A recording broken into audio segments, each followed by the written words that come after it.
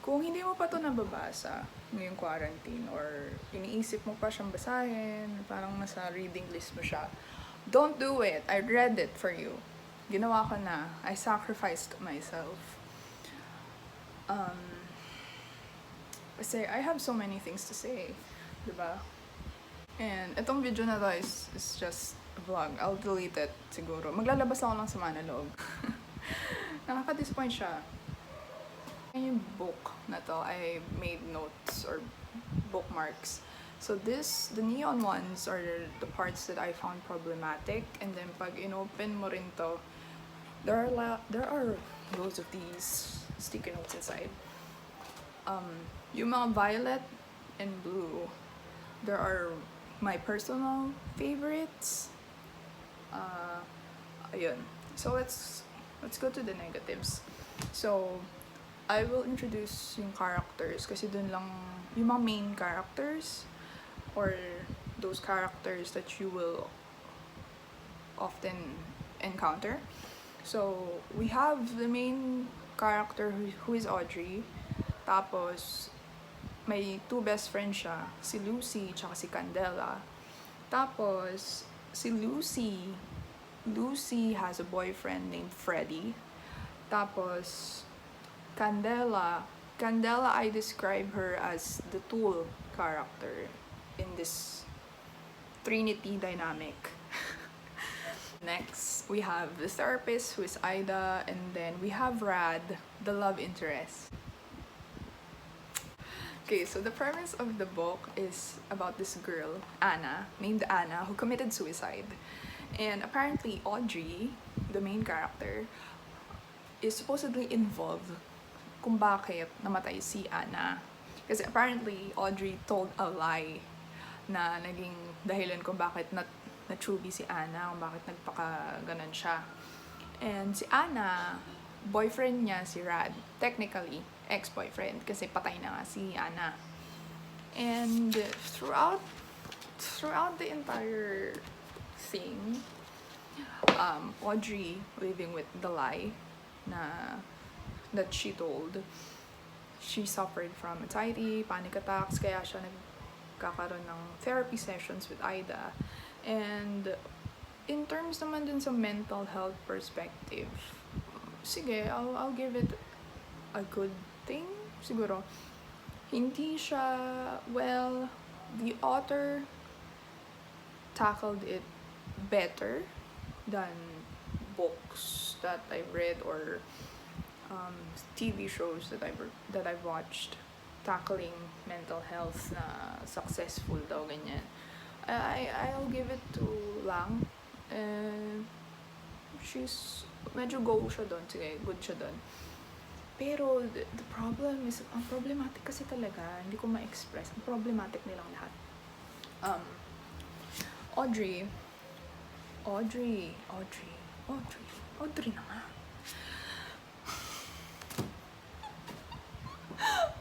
Okay, so fast forward, namatay si Anna, tapos tumaten sila ng funeral. Tapos naalala ko ulit. So si Anna, nagkita sila ni Rad sa funeral si Audrey. Si Audrey, nakita sila ni Rad sa funeral ni Anna. And then, nung funeral, the two left. Like, literal na parang, hindi, kailangan si Rad kasi parang, ay, ikaw lang yung kinausap ko nung simula na namatay si Anna, ganyan. Tapos ito naman si Audrey. Audrey, malandi ka. Sumama siya kay Rad, tapos parang, lagi na sila after nun, lagi na sila nagsisama, they always go out, ganyan. Tapos syempre, during that time, Audrey was seeing someone named Doc, who is also problematic and has anger issues na hindi niya tinatanggap. And then, si Audrey, she doesn't know how to resolve issues. Ganun lahat sila eh. Ganon lahat sila dito. Yun yung nakikita kong recurring issue. So, anong nangyayari? Naiipon lahat ng issue nila. Tapos, bigla na lang syempre naiipon, nagpa-pile up, and then, nagigets nyo na ba? And then, marami nangyari sa kanila. It was very Wattpad scenario. After they graduated high school, they moved out. Lucy, Audrey, kasama yung mga boyfriends nila. Yung iba niyang yung mga boyfriends nila nagpunta ng college and stuff like that. Habang I've mentioned Candela, right? So Candela is a tool, basically. She's a tool character. She pops out, tapos something drastic happens to her, babalik siya, and then mag-aawol siya. Kasi dito sa book, lagi siyang awol. She got into drugs, kasi na-depress siya, ganon. Kasi apparently close sila ni Ana, yung na ganon. Tapos, sooner or later dito sa libro, malalaman mo na si Ana may locket. And nalaman nila yung laman ng locket was a picture of Candela.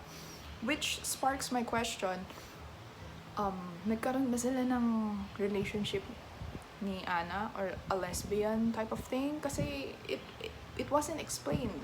Bigla na lang na-drop off yung buong aspect na yon. And then, Candela being this protective person, parang, hindi, ayoko pag-usapan. She was nothing to me.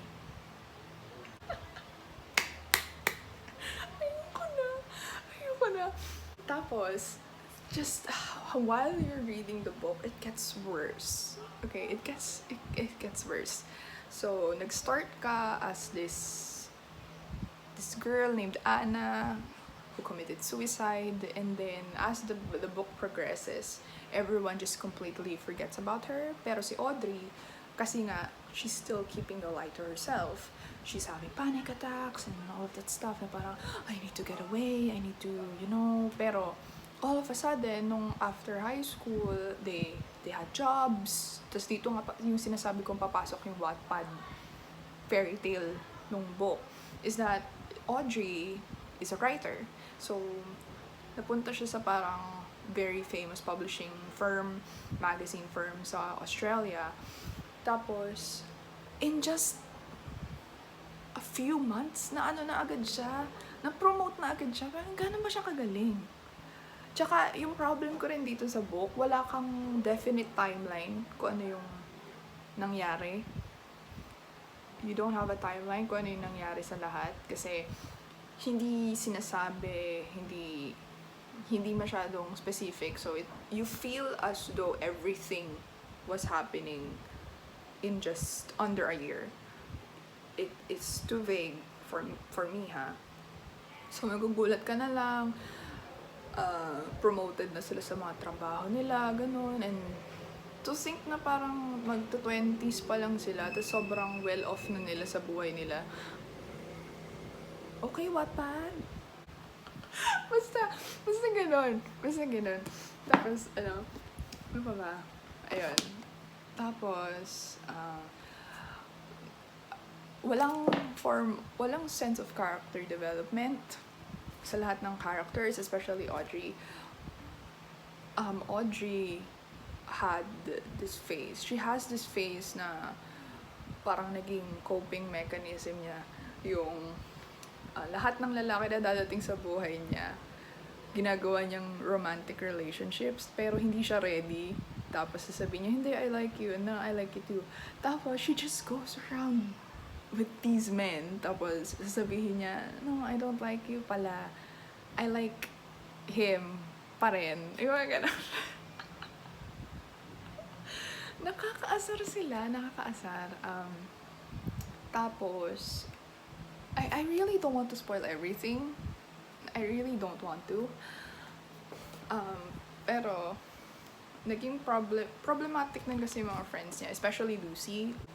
Sa buhay natin, we should not have a Lucy. Kasi si Lucy is the passive friend na hindi niya kinocall out yung kaibigan niya kahit nakakasakit na siya ng tao. kahit alam niya na mali na yung ginagawa ng kaibigan niya, mali yung reaction, mali yung resolve. Kasi Audrey, everyone inside this book doesn't confront their issues. They just leave them, or hinahayaan lang nila na maipon siya hanggang sa sumasabog na, napupuno na rin sila. Tapos kapag dating sa confrontation, they just don't.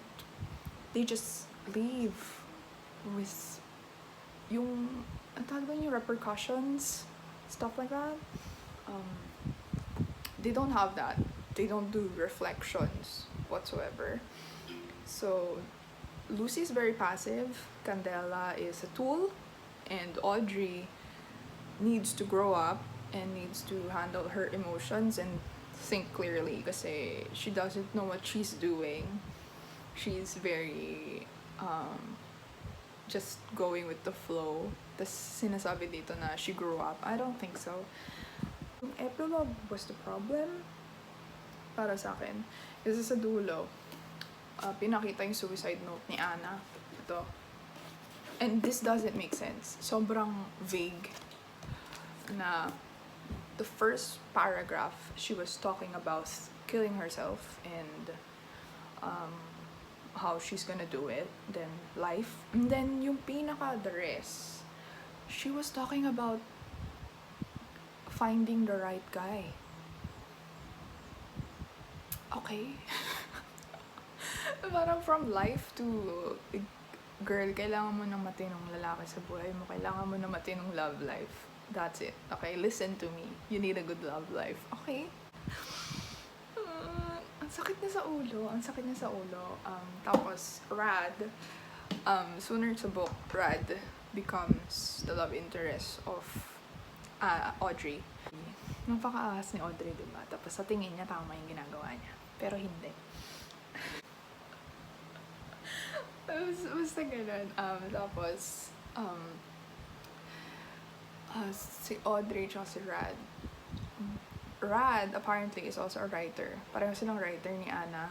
Pareho silang writer ni Audrey.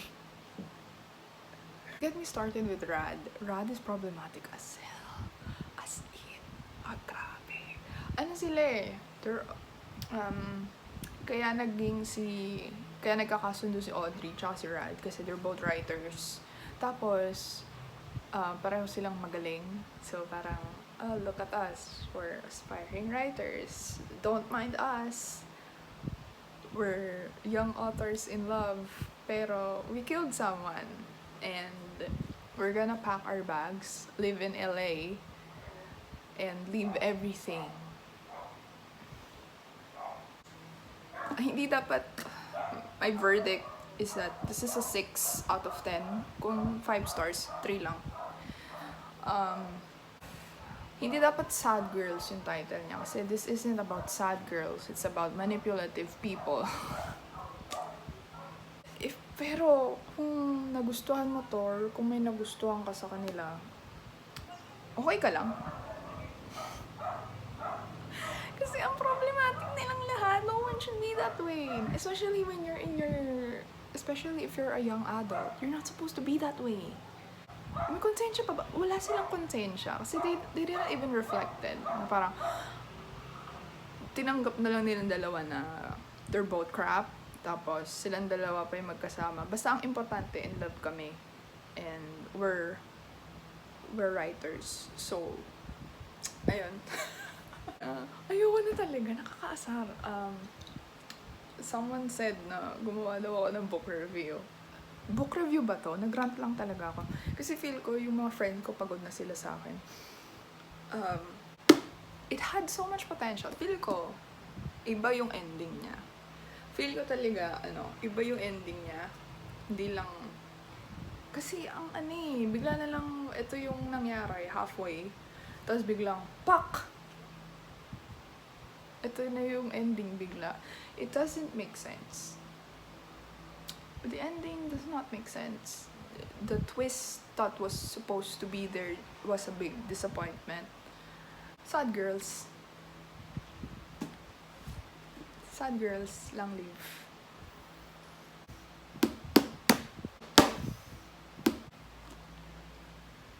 bad.